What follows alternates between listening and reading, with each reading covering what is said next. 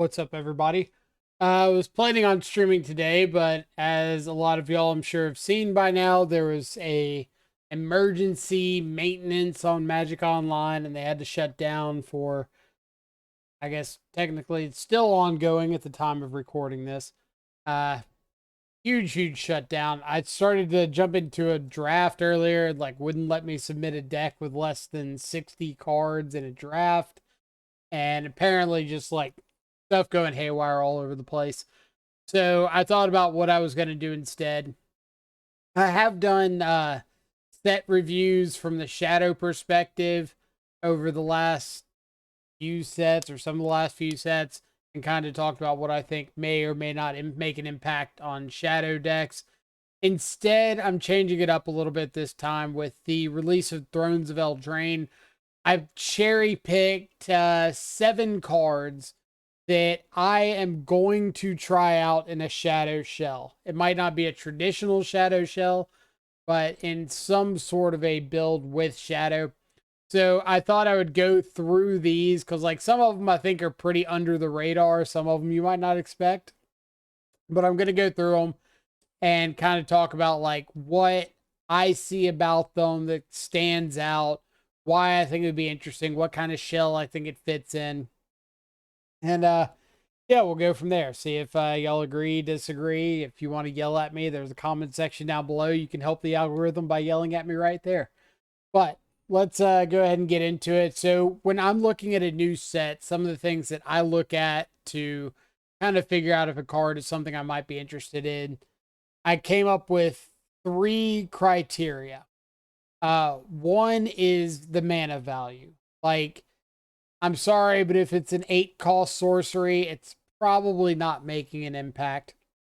9 times out of 10, if a card costs more than 3, unless it is insanely powerful, it's more than likely just getting chunked out from the start. Now, that doesn't include cards with reduction abilities. So you think of like your Delve cards, cards like that Serpent from a couple years ago that gets cheaper than sorceries in your yard, and things like that. Those I would put into the lower mana value category. Obviously, it depends on how easily it is to get that reduced cost, but that is something to keep an eye out.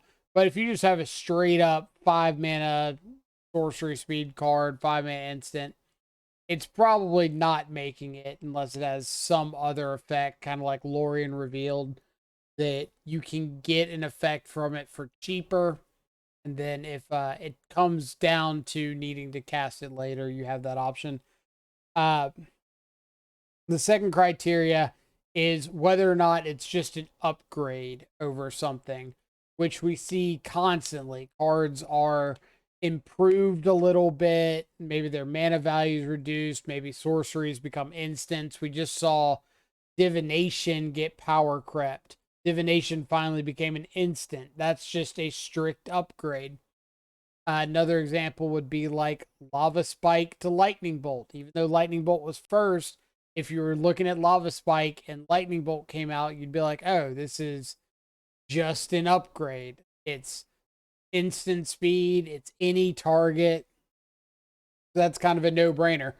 And finally, the third criteria is uniqueness. Does it do something that we haven't had access to in that form before? A good example of this would be like the undying effects you see out of Rakdos Scam right now. More than likely, a new scam effect, if it just says target creature returns to the battlefield under your control with a 1/1 counter, it's not that exciting. It doesn't do anything different than the other ones. But if one comes out that gives some benefit, like comes back with a 1/1 counter, draw a card, that's huge. That's not only an upgrade more often than not, it does something that the scam effects haven't done before. So those are things we're kind of keeping an eye out for. A lot of times you'll see things like fight 1 mana fight cards. We saw some of those get printed in the last year or two. 1 mana green fight cards, and questions were coming up about that. And it's like, well, we didn't want to play fight cards before, So reducing the cost probably isn't enough to push it over the edge, but hey, it's worth keeping an eye out on. So let's go ahead and start going through these. Some of them, like I said, you'll probably be willing to or able to guess ahead of time. Some of them you might be a little uncertain of, but I'm going to try to present some of the thought process there. And so if you're in the mood with brewing with a shadow deck right now, maybe it gives you some room to think. First up, I think this is one of the cards that really jumped out to me when I started looking through the spoilers. And it's mainly because it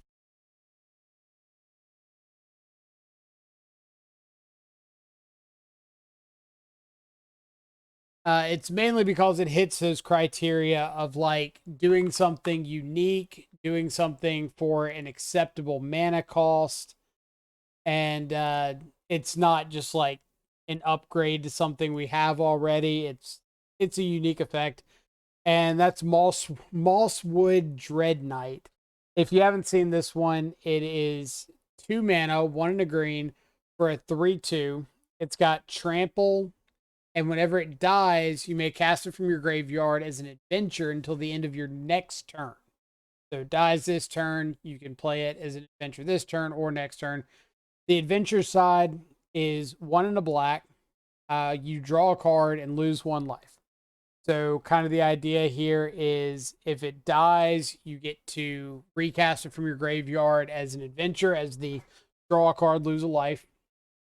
Get a card, replay it as a creature later. It goes on an adventure just like it did the first time. And you get like this repetitive kind of value engine because you're obviously swinging in with it. It's a 3/2 trample. It's not a terrible body, especially for 2 mana. So you're swinging in with it. If they block, you just get to ditch it, recast it, get another card, lose another life, and keep the value train rolling. So some of my thoughts on this card are it's got to go in like a black green X Shadow Shell, which we've played everything from Jund, Soul Tie to straight up the Rock before. We've seen Abzan show up.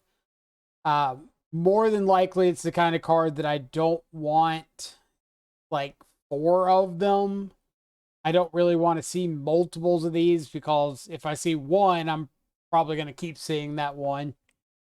And the weird part that I don't think gets pointed out enough with this card is it's a creature that you really don't want out on turn 2, which seems really weird to say. Why don't you want your 2 mana 3/2 out on turn 2?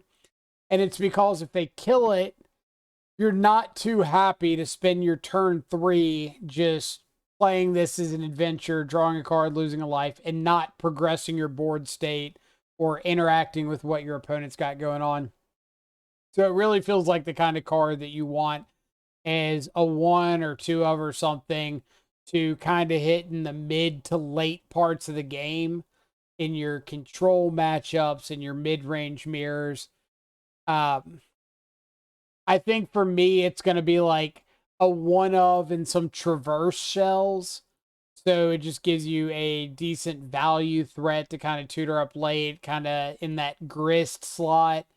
But the fact that it's a creature and can provide a bit of a quicker clock, a little more punch, as well as actually draw you cards is really nice benefit. And then if you are running it alongside grist, you can always sack it off to kill something and replay it from your yard as an adventure, replay the Dreadknight half. Get a nice little recursive value engine that way. You could also play it with effects like, was it deadly something? It's one of those sack a dude, draw 2 cards kind of effects. Vampiric Rites is another one. Things like that where you want to get value from sacrificing your dude. Plays well in those kind of shells. So could be one worth looking around at. So up next, this one I thought this one's really like gone under my radar, and the more I started thinking about it, the more I thought it kind of had some unique abilities. So it passes the mana value check, being a 2-drop.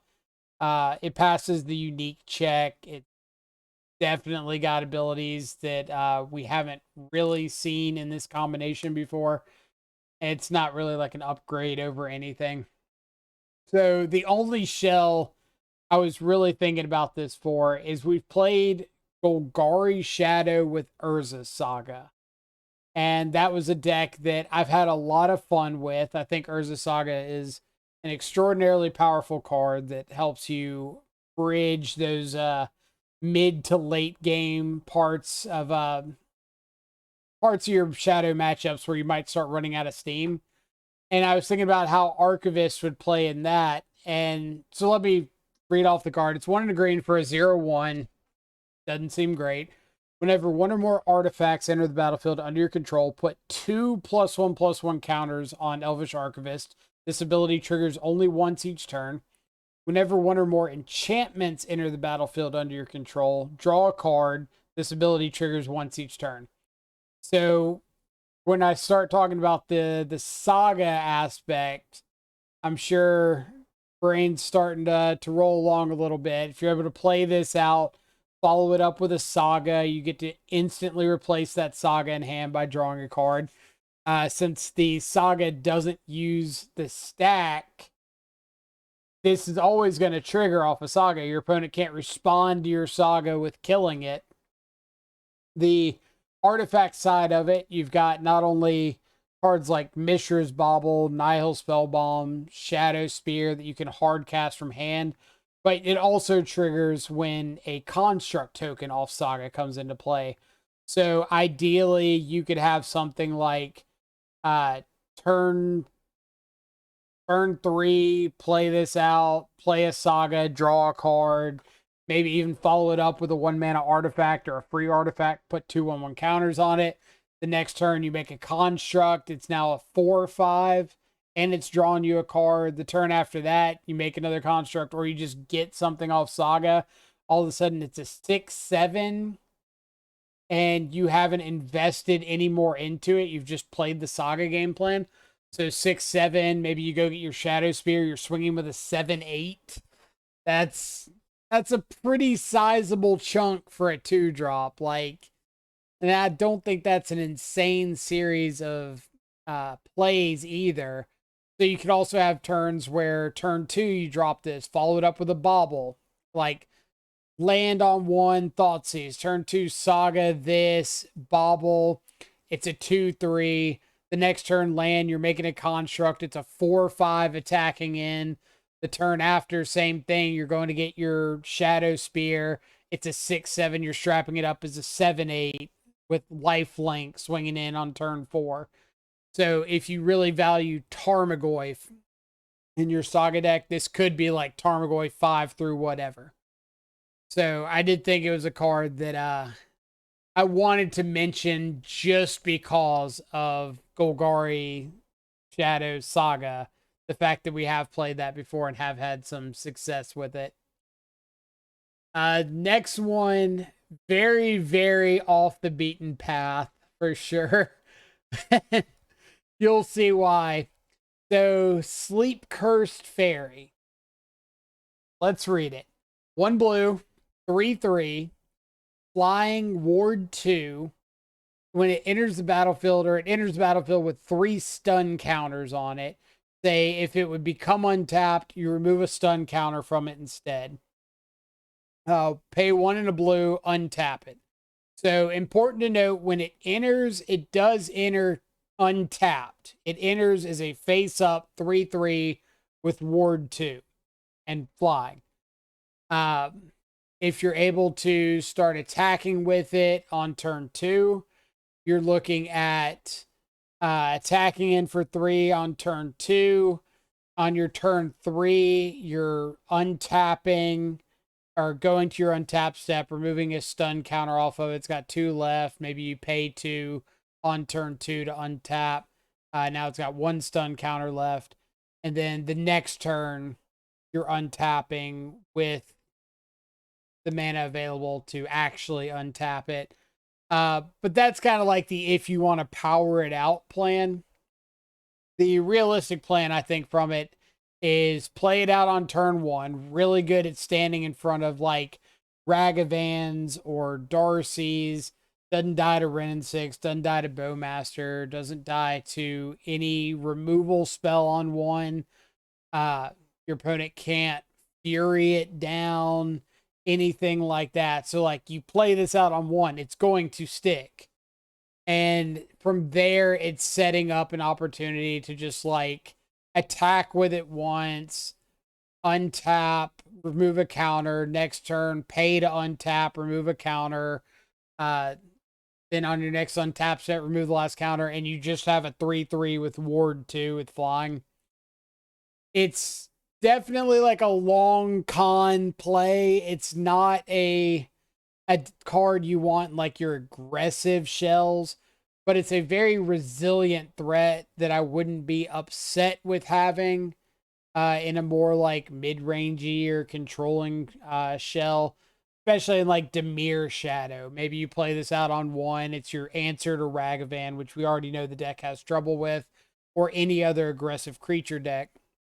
And then eventually, once you've started controlling the board, then you're able to attack with it, start removing counters, and go from there. Because you can, once you start developing your mana, you can attack with this, and then on your opponent's end step, like pay to untap it twice, remove 2 stun counters, go to your turn, remove a stun counter on your untap step, and then pay 1 more and untap it, and just have the flying 3/3 body.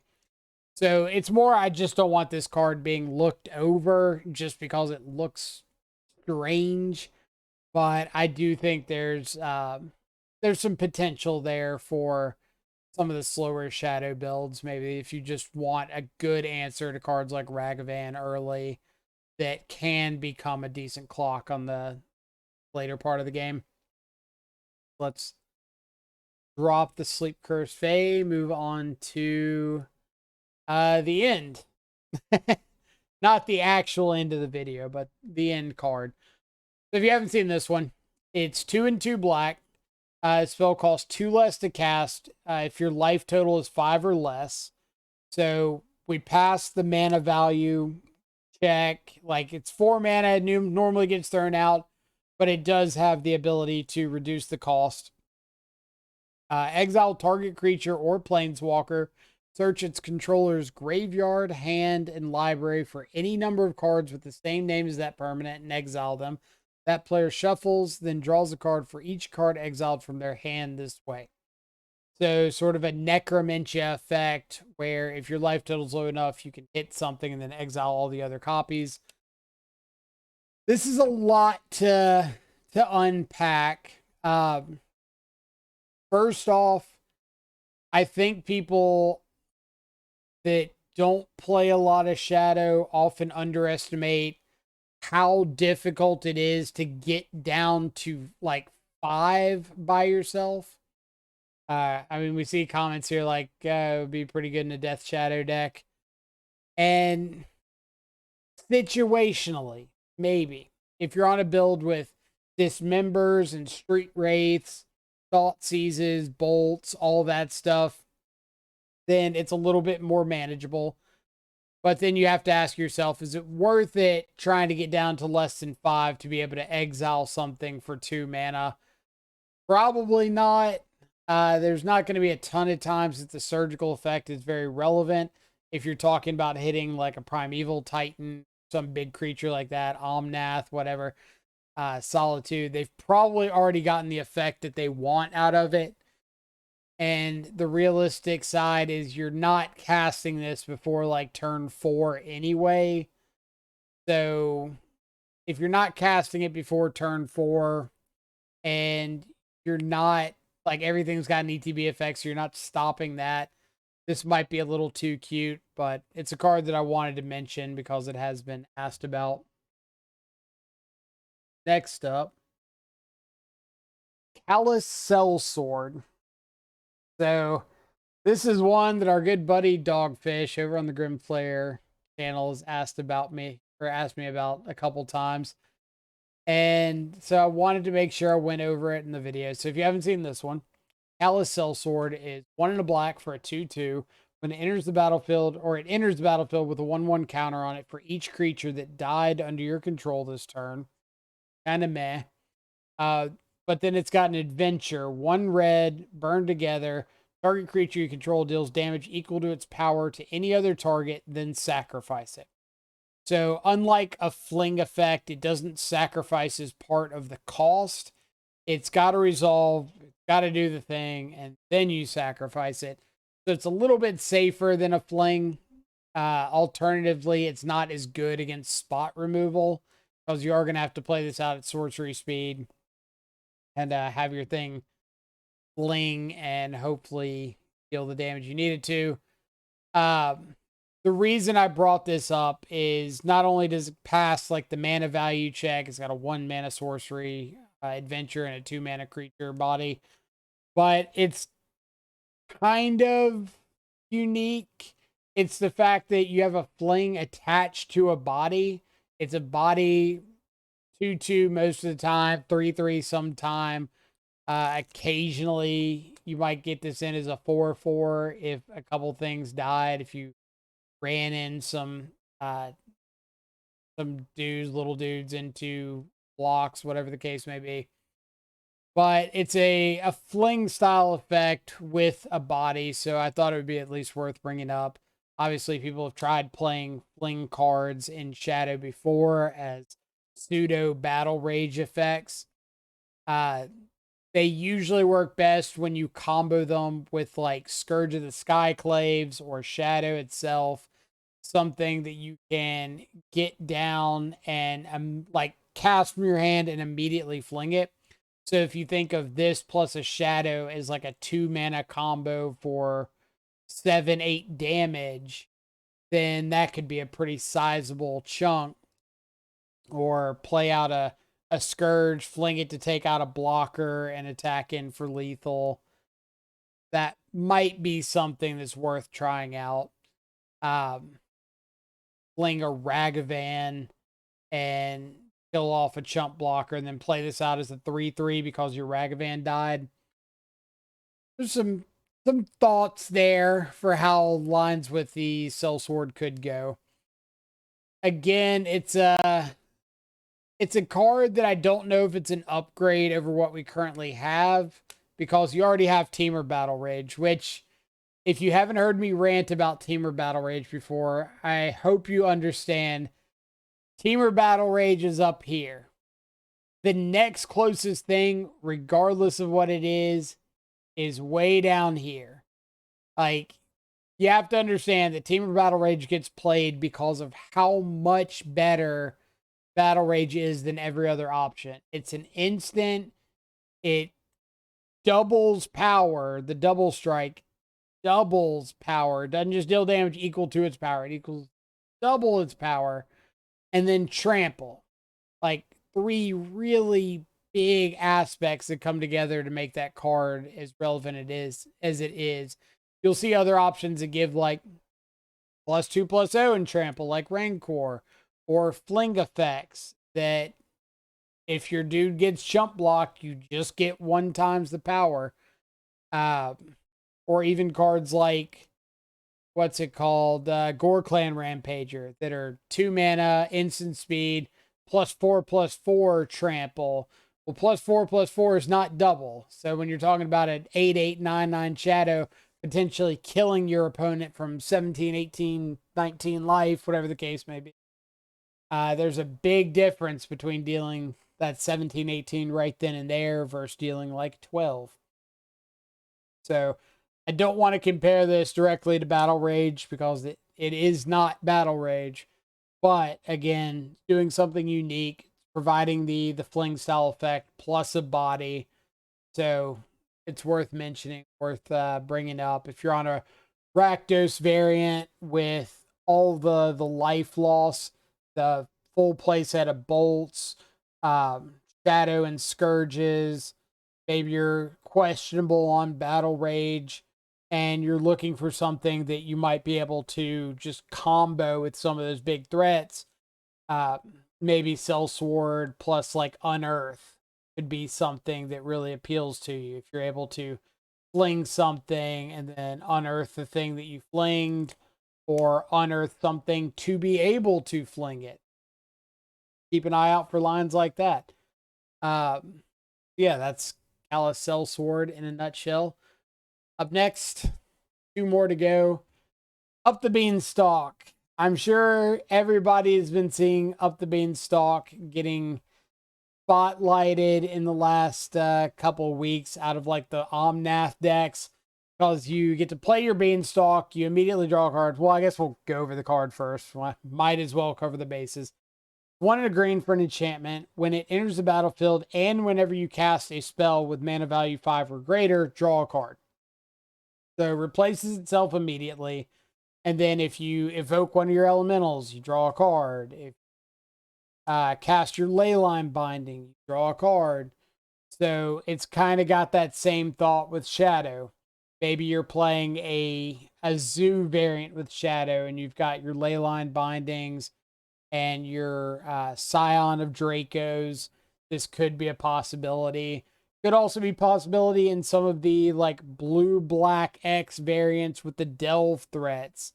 Being able to draw cards off your Gurmag Anglers, your Murderous Cuts, your Murktide Regents, anything like that. Maybe you go ahead and splash for those Leyline Bindings and draw off those as well. So it's a card that could get you a little bit of value there. I think you do have to have a critical mass of those 5 mana cards, and it probably ends up being like 16 or so at minimum to start considering this. So if you're already in like 4 or 5 Delve spells, plus a couple Murderous Cuts and 4 Leyline Bindings, 4 Street Wraith, you can draw a card off your Street Wraith. How busted is that? Or maybe you find some combination of those cheapen effects that make this worthwhile. Maybe you're on blue-black, the Grief Evoke shell with Grief and Murktide Regent, stuff like that. You want to splash for Leyline Binding, and now all of a sudden you add in Up the Beanstalk because you're already splashing for your bindings or something like that. So this one, I'm not really sure what that shell would look like, but I wanted to bring it up since we already play like big Delve threats a lot of the times. We're wanting to play stuff at reduced cost, so like this works perfectly with things like the Delve mechanic and the Evoke mechanic. So if you're on a variant that's already looking at both of those things, then this might be a card that's kind of up your alley.